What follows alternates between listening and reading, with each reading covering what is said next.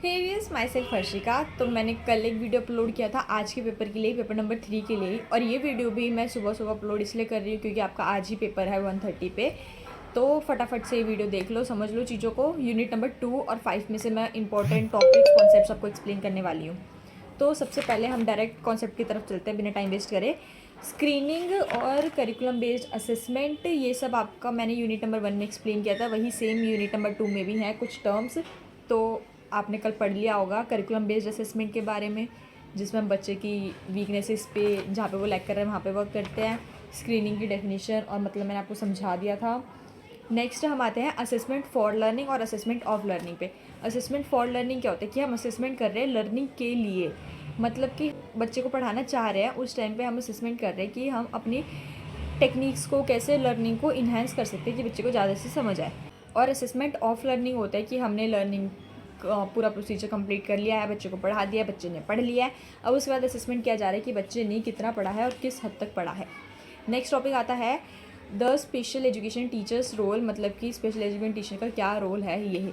तो ऑफकोर्स सी बात है, स्पेशल एजुकेटर वर्क करता है तो उसकी काफ़ी सारी रिस्पॉन्सिबिलिटीज़ होती है बच्चे को लेकर। तो सबसे पहला रोल होता है कि हम बच्चे को एनालाइज करें, उसकी स्ट्रेंथ को, वीकनेसेस को, सब चीज़ों को जाने समझें। स्टूडेंट है वो कहाँ लैक कर रहा है, उसको क्या क्या एबिलिटीज़ इन्हेंस करने की ज़रूरत है, किस सेक्टर में वो अच्छा परफॉर्म कर सकता है, ये सब सबसे पहले स्पेशल एजुकेटर काम होता है ये सब जानना। अब इसके बाद स्पेशल एजुकेटर ने सब पता कर लिया कि हाँ बच्चे की ये कंडीशन है, ये लाइक्स डिसलाइक्स सब कुछ, तो उसके बाद डिसाइड करना है कि उसको क्या काम करवाना है, उसका करिकुलम डिसाइड करना है कि उसे क्या क्या एक्टिविटीज़ परफॉर्म करानी है, किस किस इंटरवल में परफॉर्म करानी है, ये डिसाइड कर लिया।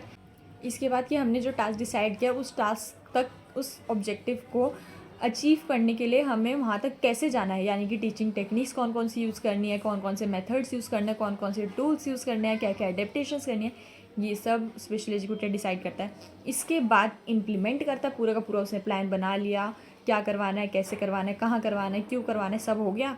उसके बाद वो करवाना भी तो है, यानी इम्प्लीमेंट करते स्पेशल एजुकेटर सारी चीज़ों को। उसके बाद उसका इवेल्युएशन भी करता है, यानी पढ़ाने के बाद, चीज़ें सिखाने के बाद उसको इवेल्युएट भी करता है कि बच्चे ने कितना सीखा और किस हद तक सीखा है। अब इसके बाद इनफॉर्मल असेसमेंट भी एक टॉपिक है यूनिट 2 में, यूनिट 1 में भी था, तो यूनिट 1 में मैंने एक्सप्लेन कर दिया था। वो वीडियो नहीं देखी जो मैंने कल अपलोड की थी, वो जाके देख लो, पहले वो देखो उसमें, जबकि मैंने यूनिट 1 पूरा एक्सप्लेन किया है, एक एक डिटेल के साथ एक्सप्लेन किया है। उस वीडियो का लिंक मैं नीचे डिस्क्रिप्शन बॉक्स में दे दूँगी, जाके देखो एग्ज़ाम से पहले।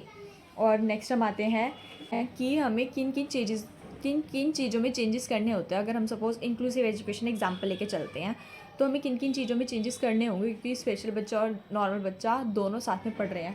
तो पहला कि curriculum design, curriculum development, curriculum adaptations, कुछ भी कह सकते हो, करना होगा, क्योंकि दोनों बच्चे साथ में पढ़ रहे हैं। तो ऐसा नहीं कि हम इनका अलग करिकुलम बना दें और इनका अलग, नहीं, करिकुलम सेम रहेगा। बस हमें ध्यान रखना है कि जो स्पेशल चाइल्ड है उसकी ज़रूरतों के अकॉर्डिंग हम उसको एडिशनल सपोर्ट प्रोवाइड करें।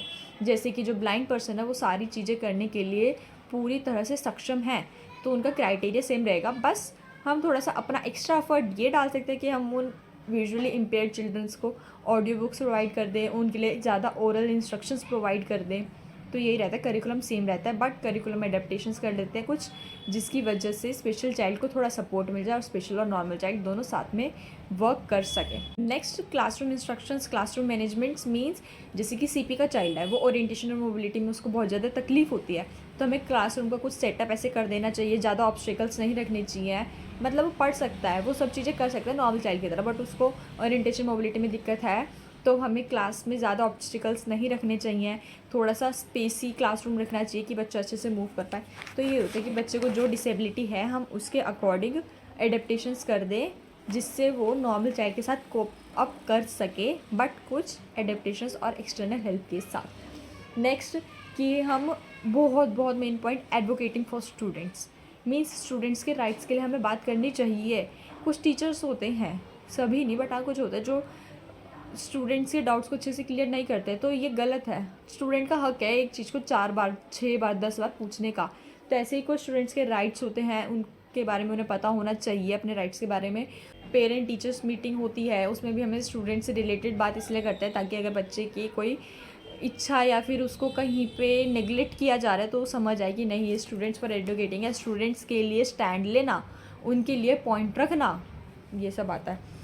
तो इसी के साथ यूनिट 2 के मैंने कुछ टॉपिक्स बताए हैं आपको जो इंपॉर्टेंट थे एग्ज़ाम पॉइंट ऑफ व्यू से, इसमें से क्वेश्चन बन सकते हैं। ऑफ कोर्स मैंने सब डिटेल में नहीं कराया, जैसे मैंने कल की वीडियो में यूनिट 1 का हर टॉपिक डिटेल में कराया था, हर वर्ड समझाया था।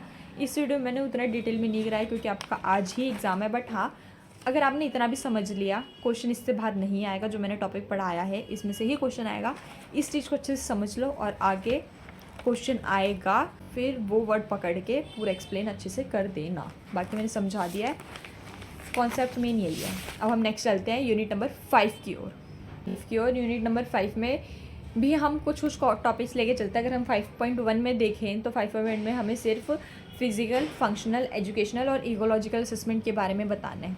अब नाम से ही पता लग रहा है, थोड़ा थोड़ा एक्सप्लेनेशन लेके चलते हैं। फिजिकल असेसमेंट होता है बच्चे के फिजिक से रिलेटेड, उसकी हेल्थ से रिलेटेड कि उसकी हेल्थ कैसी है, वो माल न्यूट्रिशन तो नहीं है, ज़्यादा फैटीक तो नहीं है, ये सब देखा जाता है। इसमें सारी केयर्स प्रोवाइड की जाती हैं, सारा पूरा हेल्थ चेकअप होता है फिजिकल असेसमेंट में, क्योंकि पता चल रहा है नाम से फिजिकल यानी फिजिक से रिलेटेड बच्चे के। नेक्स्ट फंक्शनल असेसमेंट यानी बच्चा कैसा फंक्शन यानी बच्चा कैसा परफॉर्म कर रहा है, उसका परफॉर्मेंस कैसा है, उसका हर पर्सपेक्टिव में क्या जैसा एक्सपेक्ट किया जाता है कि हाँ बच्चे का ऐसा परफॉर्मेंस होना चाहिए, क्या वैसा है या फिर उससे कम है, ये असेस किया जाता है। नेक्स्ट एजुकेशनल असेसमेंट में पढ़ाई से रिलेटेड होता है, सब कुछ एकेडमिक से रिलेटेड होता है, उसकी स्किल्स, एप्टीट्यूड्स, परफॉर्मेंसेस, टेस्ट कैसे दे रहा है वो, ये सब भी इंक्लूड किया जाता है। और बहुत ही मेन पॉइंट ध्यान रखो कि अगर एजुकेशनल असेसमेंट से रिलेटेड क्वेश्चन आ रहा है तो आपको इसमें ये भी लिखना है कि एजुकेशनल असेसमेंट में हमें बच्चे की स्पेसिफिक लर्निंग डिसेबिलिटीज़ के बारे में भी पता चलता है। क्योंकि हम यहाँ पे एकेडमिक्स की बात कर रहे हैं, सब एकेडमिक्स से रिलेटेड ही समझ रहे हैं बच्चे को लेकर। तो स्पेसिफिक लर्निंग डिसेबिलिटी जैसे कि डिसलेक्सिया, डिसग्राफिया, डिसकैल्कुलिया, इन सब से रिलेटेड भी हमें पता चलता है कि बच्चा इन तीनों में से या फिर कोई और स्पेसिफिक लर्निंग डिसेबिलिटी की कंडीशन से तो नहीं है, उसके अंदर सिम्टम्स है तो किस लेवल के हैं, हमें उसके साथ उसको सपोर्ट करने के लिए क्या क्या एक्टिविटीज़ करानी चाहिए। तो ये पूरा स्पेसिफिक लर्निंग डिसेबिलिटी का क्राइटेरिया भी एजुकेशनल असेसमेंट में आ जाता है। नेक्स्ट इकोलॉजिकल असेसमेंट, नाम से पता लग रहा है इकोलॉजिकल यानी हमारी सराउंडिंग्स, हमारा इन्वायरमेंट, बच्चा सराउंडिंग से कैसे डील करता है, कैसे एडजस्ट होता है वहाँ पे, ये सब इसमें आ जाता है। क्या उसको समझ है कि सोसाइटी में किस तरह से रहना है, क्या क्या रूल्स फॉलो करने हैं, क्या क्या नॉर्म्स फॉलो करने हैं। तो इसी के साथ हमारे चारों के चारों असेसमेंट कंप्लीट हो जाते हैं, फिजिकल, फंक्शनल, एजुकेशनल, इकोलॉजिकल। अब हम नेक्स्ट टॉपिक की तरफ मूव करते हैं। नेक्स्ट 5.2 के बेसिक की बात करें तो इसमें 3 चेकलिस्ट दी हुई है, उपन्यान, पोर्टेज और पीईपी। हमें थोड़ा बहुत इनके बारे में पढ़ना है। मेन उपन्यान के बारे में आपको बता देती हूँ इस वाली वीडियो में, क्योंकि इसमें से ही क्वेश्चन बन सकता है, बाकी 2 में से तो नहीं बनेगा। तो ये एक चेकलिस्ट है जो बच्चे के डेवलपमेंट के 5 डोमेन्स कवर करती है। और वो 5 डोमेन कौन कौन से हैं? Motor, self help, language, cognition और सोशलाइजेशन। ये 5 डोमेन्स इंक्लूड होते हैं इस चेकलिस्ट में, और हर डोमेन की 50-50 स्किल्स को इंक्लूड किया जाता है। बस यही चीज़ इसमें ध्यान रखने की है। इस पैकेज में क्या क्या कंसिस्ट होता है? उपन्यास checklist, activity card, material for assessment of training और कंप्यूटर सॉफ्टवेयर। ऑप्शनल है, हो तो भी ठीक है, नहीं हो तो भी ठीक है। और नेक्स्ट मैं फिर 5.3 पे मूव करते हैं। मैंने बताया कि 5.2 में आएगा तो इसी वाली चेकलिस्ट में से आ सकता है, बाकी 2 में से तो कम ही चांसेस हैं। तो हम इंपॉर्टेंट लेके चलते हैं जल्दी 5.3 पे आते हैं। तो 5.3 बहुत इंपॉर्टेंट है क्योंकि आपने अभी तक बनाई है नहीं बनाई आई डोंट नो, बट आप फर्स्ट ईयर में MDPS और FACP चेकलिस्ट बनाओगे। आपका फर्स्ट ईयर भी बहुत लंबा रहता है, तो अगर आपसे चेकलिस्ट नहीं बनवाई गई है तो भी बनवाएंगे, इन फ्यूचर बनवाएंगे FACP और MDPS की। तो 5.3 वैसे बहुत वाइड कॉन्सेप्ट है, इसमें बहुत सारी चीज़ें हैं। बेसिक MR है, ग्लैड है, आरंभ है, FACP PMR है, MDPS है, बहुत सारी चीज़ें हैं। बट हम 2 चीज़ों को लेके चलते हैं अभी। आई होप इसमें से क्वेश्चन बने MDPS और FACP, इन्हीं 2 के लिए, क्योंकि इन्हीं 2 की चेकलिस्ट आपको बनाने को मिलेंगी। तो हो सकता है कि इन्हीं 2 में से क्वेश्चन आ जाए। अब हम सबसे पहले बात करें तो FACP की। इसकी फुल फॉर्म होती है functional assessment checklist for programming. ये बेस्ड होता है चिल्ड्रन की एबिलिटीज़ पे और एज पे। अब 4 फेजेस में से डिवाइड किया जाता है, प्राइमरी फर्स्ट, प्राइमरी सेकेंड और सेकेंडरी। इन चारों को समझते हैं। प्राइमरी में बच्चे आते हैं 3 से 6 साल के, जिन पे वर्क किया जाता है उनकी पर्सनल स्किल्स पे, सोशलाइजेशन पे, अकेडमिक्स पे, ADLs पे। नेक्स्ट 3 से 6 साल का बच्चा 80% तक अचीव कर लेता है अपने social, personal, academics, basic academics goals, तो फिर उसको मूव कराया जाता है प्राइमरी फर्स्ट में, प्राइमरी से प्राइमरी फर्स्ट में मूव कराया जाता है उसको। इसमें बच्चा रहता है 7 साल का, जिस पे नेक्स्ट लेवल पे वर्क किया जाता है। फिर बच्चा अगर प्राइमरी फर्स्ट में भी 80% तक परफॉर्म कर लेता है तो फिर उसको प्राइमरी सेकंड में मूव करा दिया जाता है, जिसमें बच्चा 11 से 14 साल का रहता है। उसमें बच्चे की काफ़ी ज़्यादा अच्छी एबिलिटीज़ को, वोकेशनल स्किल्स पे वर्क किया जाता है, जिस पे जो उसको आगे जाके सपोर्ट करे। तो इसी के साथ, और ये 5 डोमेन्स में वर्क करते हैं, पर्सनल, सोशल, एकेडमिक, ऑक्यूपेशनल और रिक्रिएशनल। ये सारे लेवल 5 सोर्सेज पे वर्क करते हैं। बट कुछ जैसे छोटा लेवल है, प्राइमरी लेवल है, उस पर कम वर्क किया जाता है, कम लेवल पे, लेकिन जो सेकंड लेवल है उस पर ज़्यादा पे वर्क किया जाता है। तो 5 डोमेन्स पे याद करा जाता है। 5 डोमेन्स के नाम याद रखना: पर्सनल, सोशल, एकेडमिक्स, ऑक्यूपेशनल और रिक्रिएशनल। इसी के साथ हमारा FACP कंप्लीट होता है, इतना बहुत है। MDPS की फुल फॉर्म क्या है?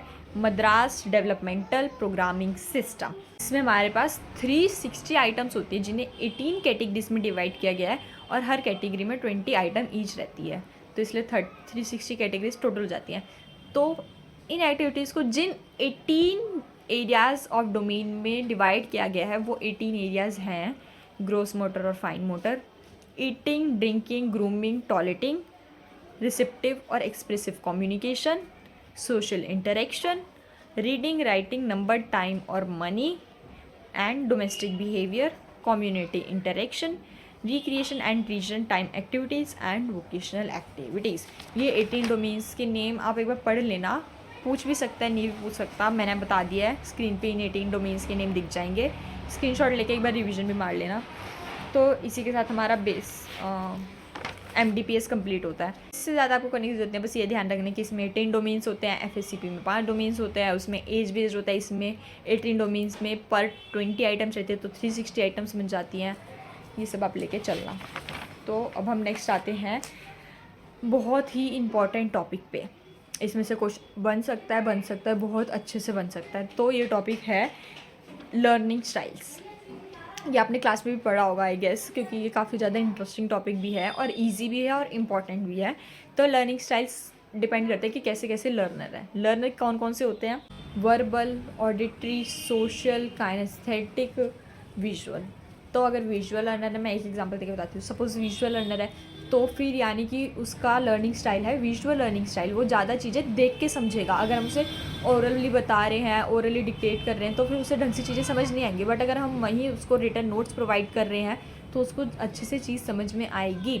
उसको हम पिक्चर्स प्रोवाइड कर रहे हैं, मूवी दिखा रहे हैं, तो ज़्यादा जल्दी चीज़ों को ग्रैब करेगा, क्योंकि वो एक विजुअल लर्नर है। यहीं पर अगर हम ऑडिटरी लर्नर की बात करें, ये ज़्यादा एक्टिवली एंगेज रहते हैं, क्योंकि इन्हें सुन के ज़्यादा चीज़ें पसंद आती, समझ में आती हैं। ये ज़्यादा लेक्चर्स अटेंड करना पसंद करते हैं, स्पीचेस अटेंड करना पसंद करते हैं। क्यों? क्योंकि इन्हें ये चीज़ नहीं पसंद कि सामने वाला टीचर आया और मेरे को नोट्स प्रोवाइड करके चला जाए। नहीं, इसे है कि मेरे साथ इंटरेक्शन हो, मैं सुनूँ, सामने वाला बोले और मैं सुनूँ, सुन के जल्दी चीज़ें समझ आती है। तो होते हैं ऑडिटरी लर्नर्स। ऐसे काइनेस्थेटिक लर्नर्स होते हैं जो एक्टिविटी में इन्वॉल्व रहते हैं। उन्हें फिजिकल इन्वॉल्वमेंट पसंद होता है। ये नहीं कि मैं बैठा हूँ, मेरे को सुना रहे हैं या फिर मेरे को दे दिया मैं पढ़ रहा हूँ। नहीं, उन्हें है कि मैं टास्क को परफॉर्म करूँ, खुद जाऊँ और एक्टिविटी को अपने हाथों से परफॉर्म करूँ, फील करूँ, सारे मल्टी सेंसेस का यूज़ करूँ। तो ये रहते हैं काइनेस्थेटिक लर्नर्स। अब हम नेक्स्ट आते हैं लर्निंग स्ट्रैटेजीज़। लर्निंग स्ट्रैटेजीज़ की भी बात कर लेते हैं।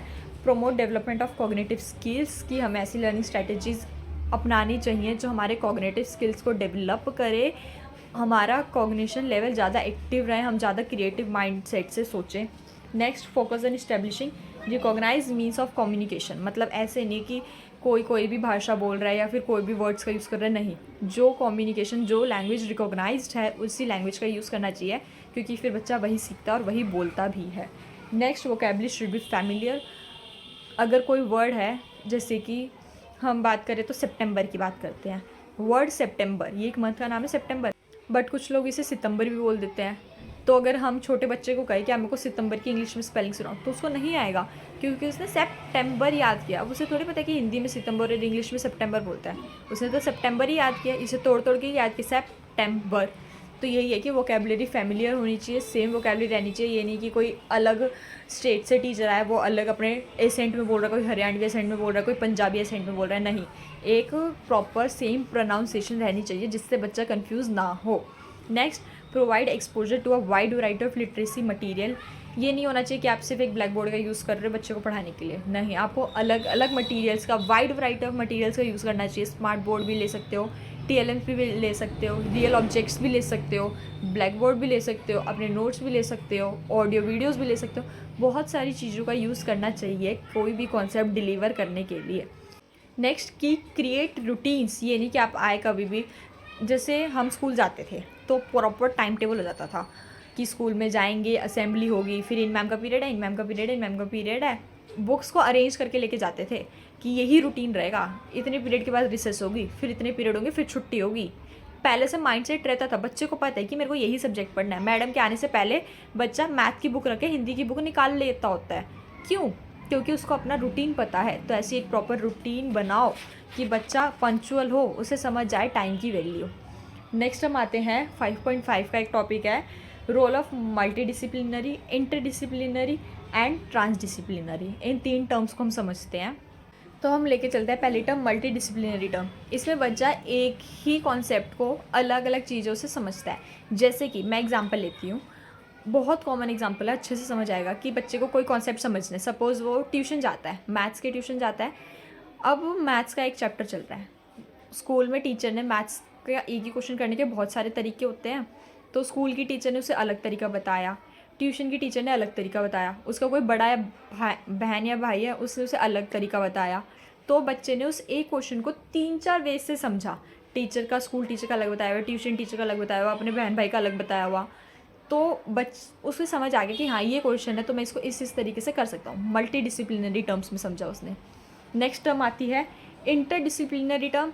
इसमें होता है कि बच्चा एक ही क्वेश्चन को समझ रहा है, एक ही टीचर से समझ रहा है, बट अलग अलग तरीके से समझ रहा है। जैसे कि उसने कहा मेरे को ये समझ नहीं आया, क्या इसका कोई और मेथड है, चलो ये मेथड है। मीन्स एक ही टॉपिक को मल्टीपल डिसिप्लिन से समझना, बट सेम ब्रांच की, ठीक है। अब नेक्स्ट आते हैं हम ट्रांसडिसिप्लिनरी। इसमें बच्चे काफ़ी ज़्यादा इंटरेक्ट करते हैं, काफ़ी ज़्यादा उनका क्रिएटिव लेवल इंक्रीज़ होता है, क्योंकि इसमें बच्चा सेम टॉपिक को समझता है अलग अलग चीज़ों से, बट उन चीज़ों को कनेक्ट करके कुछ ज़्यादा इन्वॉल्व रहता है। उसे रहता है कि मैं ये भी समझूँ, ये भी समझूँ, ये भी समझूँ, और फिर अपना पूरा कंक्लूजन इन द नटशेल अपने बेसिस पे निकालूँ। तो इसी के साथ हमारा यूनिट 2 और यूनिट 5 के इंपॉर्टेंट टॉपिक्स कराने वाली थी, बट हाँ ऑलमोस्ट ही सारे टॉपिक्स कवर हो गए। कुछ जो बड़े बड़े टॉपिक्स थे जैसे कि FACP और MDPS को छोड़ के बाकी की चेकलिस्ट वगैरह। बट अगर आप इस वीडियो का इतना भी समझ लोगे, क्वेश्चन देख के कोई वर्ड पकड़ के समझ जाओगे कि हाँ इस क्वेश्चन में ये पूछा है, और फिर एक्सप्लेन कर सकते हो। अच्छे से देखो, अच्छे से समझो, कुछ ना आए मेरे से पूछ लेना, डिस्क्रिप्शन में लिंक है। All the best for your today's exam. अच्छे से करना, कोई भी डाउट हो पूछ लेना। मिलते हैं नेक्स्ट वीडियो में। Till then bye bye.